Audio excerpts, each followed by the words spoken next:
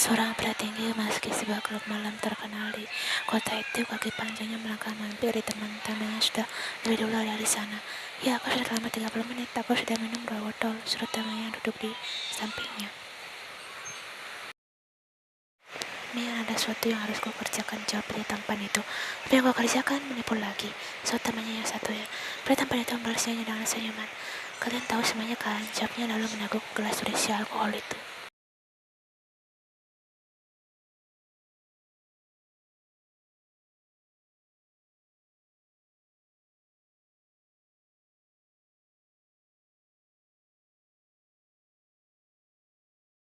Tayo hanya geleng-geleng kepala menghadapi tingkah dua sahabatnya ini, tapi meskipun sahabatnya seperti itu, mereka sudah seperti keluarga bagi Taeyong. Jongko dan Jimin lalu ada untuknya saat senang dan susah.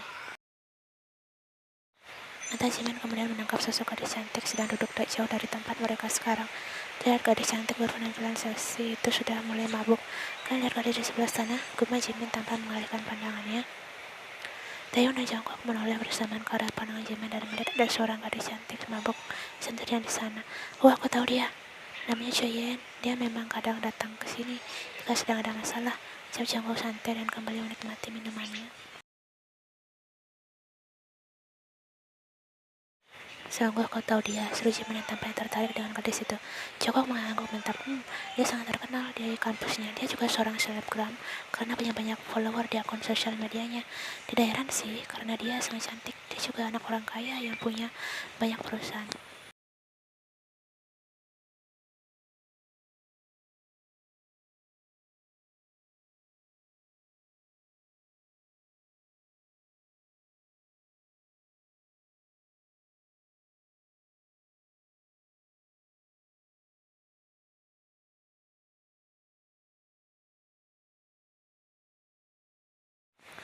Jungkook mengangguk paham. Ya, kami paham. Kau bisa mendapatkannya yang lebih dari dia. Ucapnya kemudian melihat ke arah Jimin.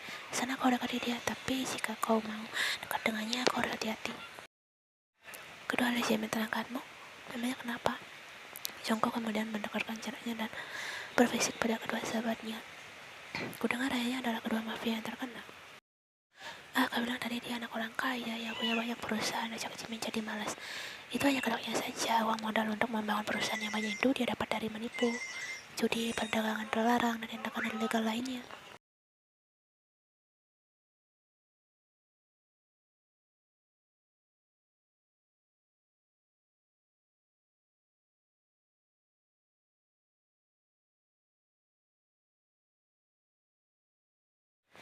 Chia Junso, gumanya kemudian menatap ke arah Yen yang masih duduk di sana. Jadi dia sebenarnya anak kedua mafia. Taeyong tiba-tiba bangun dari duduknya dan melangkah mendekati gadis itu. Jungkook dan Jimin menatap bingung pria itu. Ya, kau bilang tidak tertarik dengannya, seru Jimin.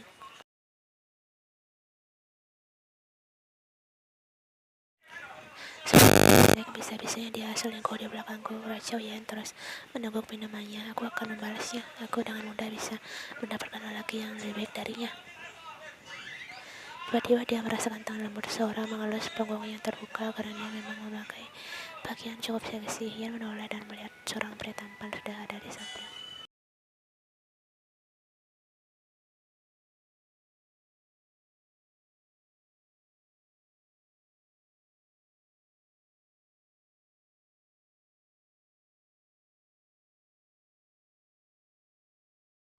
Kau masih sadar kan? Pria itu menengahkan wajahnya pada Yen membuat gadis itu semakin gugup. Hani, jawab Yen langsung mengalihkan wajahnya ke arah lain. Namaku Kim Taeyong, siapa namamu? Yen, Choi Yen. Taeyong tersenyum, nama yang indah. Apa kau datang ke sini sendirian? Yen mengangguk pelan. Nih, aku sendirian. Kalau begitu, bolehkah aku menemanimu? Sepertinya kau sedang ada masalah, tawar Taeyong. Yen diam sejenak. Sepertinya tidak apa-apa jika pria ini menemaninya. Dari wajahnya dia terlihat bukan orang jahat. Dan satu lagi, dia sangat tampan. Boleh, Yen tersenyum tipis. Taeyong memperhatikan gadis di hadapannya. Kalau dilihat dari dekat, gadis ini lumayan juga. Tubuhnya juga bagus dan pasti tidak mengecewakan. Kau sudah mabuk, sebaiknya jangan dilanjutkan lagi. Saran Taeyong menjauhkan botol minuman dari gadis itu. Bencana, aku belum mabuk, aku masih kuat. Raja yang sudah setengah sadar. Kau suka menari, bagaimana kalau kita kesana? Tunjuk Taeyong pada kerumunan orang yang sedang menari sambil menikmati musik dari DJ yang ada di sana.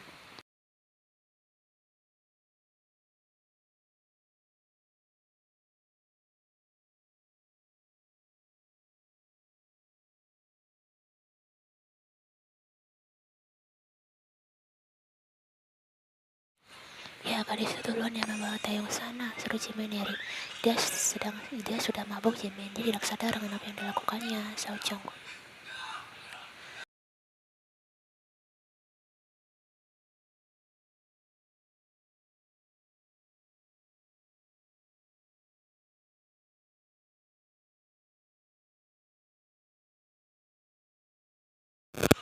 Yan menarik guman Taeyong tersebut tipis dan langsung memeluk pinggang Yan harap membuat tidak ada jarak di antara mereka. Yan menatap wajah pria di depannya. Kau tampan sekali, racaunya tanpa sadar karena pengaruh alkohol.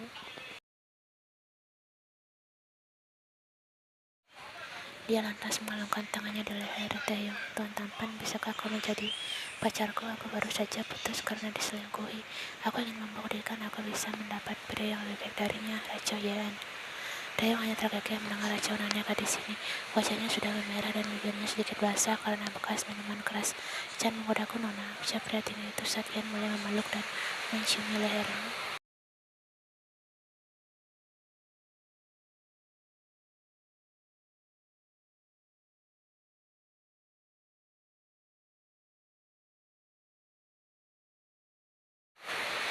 Yan membalas sinyal pria itu, tangannya juga mulai mengendus dada bidang Taeyong. Suara desakan mereka tertutupi dengan suara musik yang cukup keras. Taeyong perlahan menonton dengan ke bagian pojok ruangan itu. Dia tersenyum ilfil dan membalikkan tubuh gadis yang sudah mabuk itu menghadap ke dinding.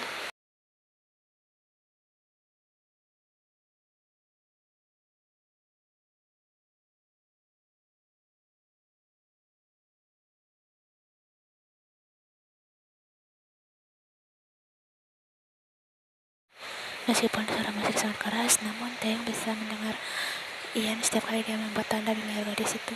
Aku bisa saja membawa ke hotel malam ini, tapi sayang sekali aku tidak suka berhubungan dengan lawan main yang tidak sadar, apalagi mabuk, gumam Taeyong.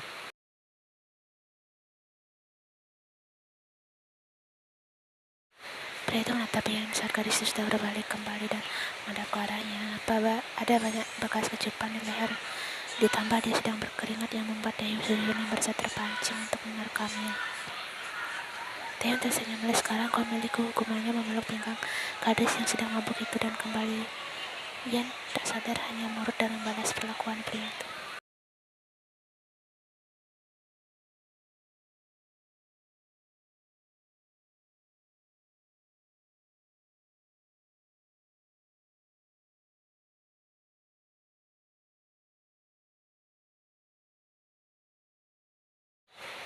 Taeyong lalu menghampiri Jongkok sembari membawa Yan yang masih tak sadar dalam pelukannya. Kau tahu di mana rumah gadis ini? Jongkok menggeleng. Tidak, tapi kita bisa mengetahui alamat rumahnya dengan mudah. Sebentar, aku akan mencarikannya, ucapnya langsung mengambil ponsel.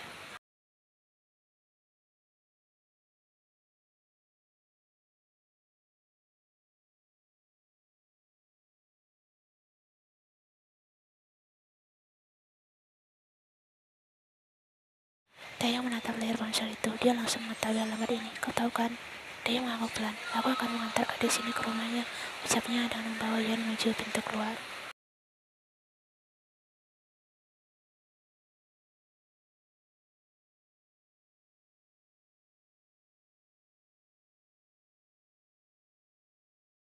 Sebenarnya Taeyong tertarik dengan gadis itu.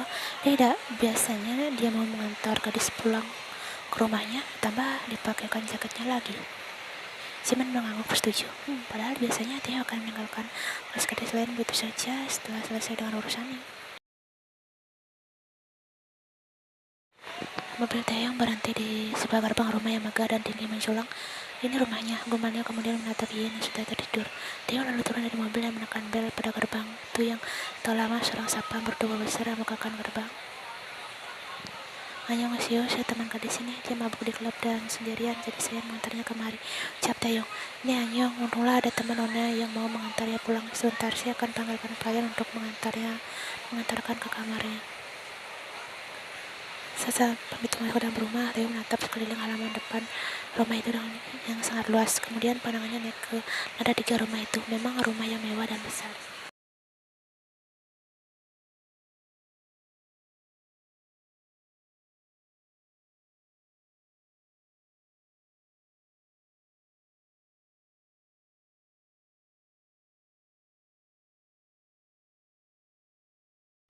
Nih, sama-sama Bibi, permisi. Taehyung membungkuk sopan dan berpamitan pada mereka.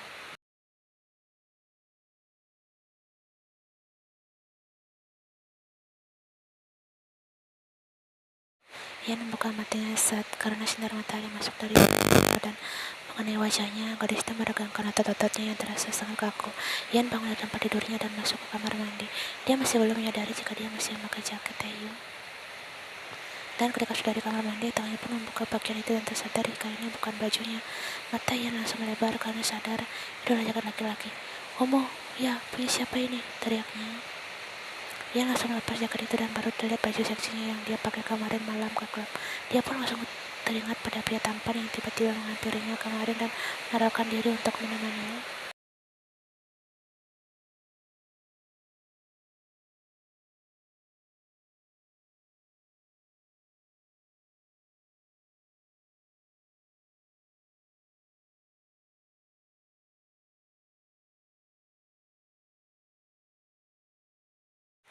Dia melihat banyak tanda di lehernya hingga Ian berbalik dan semakin kaget saat melihat punggungnya juga banyak. "Aku tidak melakukan hal-hal yang memancingnya, kan?" gumam yang khawatir. Karena dia tahu dirinya saat sedang mabuk biasanya kelakuannya sangat di luar batas.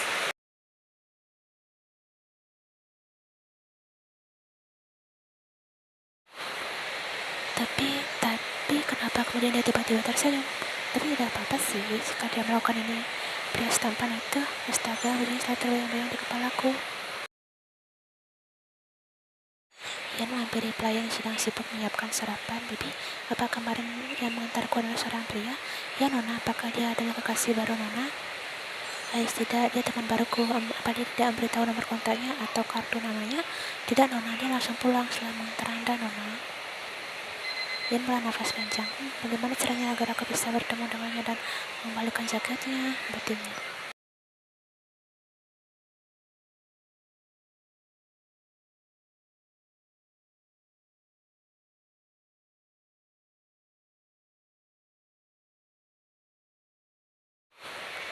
Namun sudah cukup lama dia berkeliling dan melihat sekitar, tapi belum juga menemukan Taehyung. Dia pun duduk lemas di sebelah sofa. Sepertinya dia tidak datang ke sini, gumamnya. "Yen," tiba-tiba suara seorang membuatnya menoleh. Dia langsung menghela nafas kesal melihat sosok itu. Kenapa aku harus bertemu dengan si berasa ini?" batinnya, kemudian bangun dari duduknya dan hendak pergi. Namun pria itu sudah lebih dulu memegangi lengannya.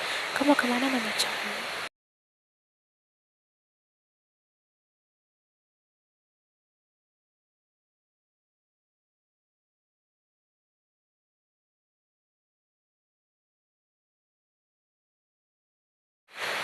"Maafkan aku sayang, aku sadar aku salah." Jen mulai merangkul pinggang ramping gadis itu. "Ya, jangan sentuh aku," teriak Yen. "Weh, bukankah dulu aku sudah sering menyentuhmu?" Jen tapi tidak mau melepaskannya. "Itu dulu, saat aku masih bodoh dan mengira kau adalah pria setia, lepaskan aku." "Ya, jangan terlalu galak ya, Yen, aku minta maaf." Jen memaksa untuk mencium bibir gadis itu, sementara Yen sudah mati-matian menolaknya.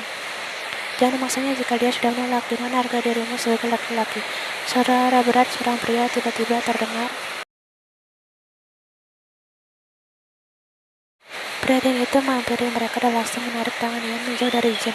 "Sekarang dia sudah menjadi milikku, kau tidak boleh menyentuhnya sedikit pun."